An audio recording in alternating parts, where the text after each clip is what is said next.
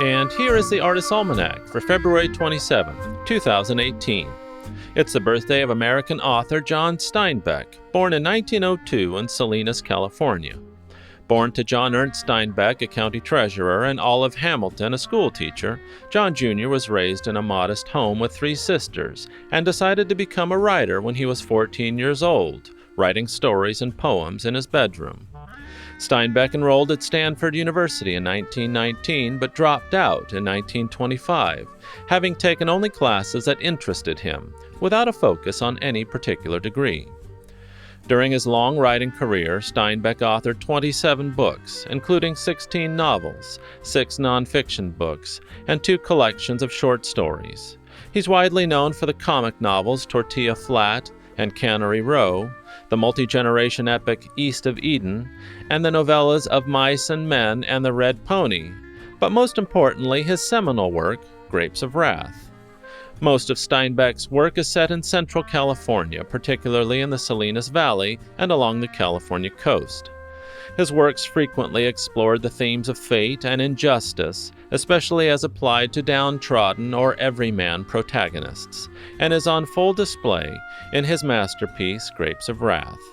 Set during the Great Depression, the novel focuses on the Joads, a poor family of tenant farmers driven from their Oklahoma home by drought, economic hardship, agricultural industry changes, and bank foreclosures forcing tenant farmers out of work.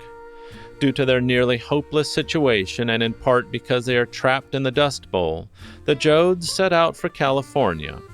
Along with thousands of other Okies, they seek jobs, land, dignity, and a future. When preparing to write the novel, Steinbeck wrote, "I want to put a tag of shame on the greedy bastards who are responsible for this Great Depression and its effects." He famously said, "I've done my damnedest to rip a reader's nerves to rags."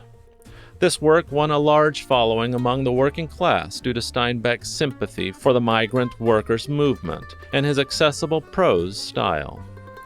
At the time of publication, Steinbeck's novel was a phenomenon on the scale of a national event. The book was publicly banned and burned by citizens. It was debated on national radio. But above all, it was read. And at the end of the day, The Grapes of Wrath is still widely regarded as the great American novel. Steinbeck's New Deal political views, negative portrayal of aspects of capitalism, and sympathy for the plight of workers led to a backlash against the author, especially close to home, claiming the book was both obscene and misrepresented conditions in the county. The Kern County Board of Supervisors banned the book from the county's publicly funded schools and libraries from August of 1939 until January of 1941. John Steinbeck died in 1968 at the age of 66. According to the American Library Association, Steinbeck is one of the 10 most frequently banned authors of the 20th century. Well, he obviously did something right. It's also the birthday of American actress Elizabeth Taylor, born in London, England in 1932. Born to wealthy, socially prominent American parents, Taylor moved from London with her family to Los Angeles in 1939, where she was soon given a film contract by Universal Pictures, but was terminated after a year. Taylor was then signed by Metro-Goldwyn-Mayer and had her breakthrough role in National Velvet of 1944, subsequently becoming one of the studio's most popular teenage stars.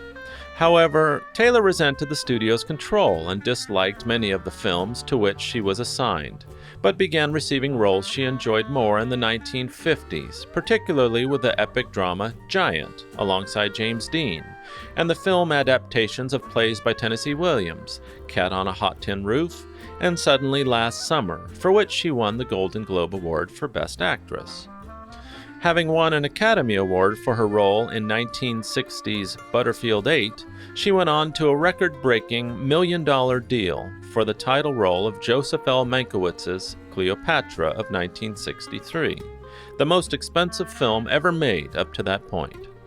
During the filming, Taylor and co-star Richard Burton began a scandalous extramarital affair, but despite public disapproval, Burton and she continued their relationship and were married in 1964.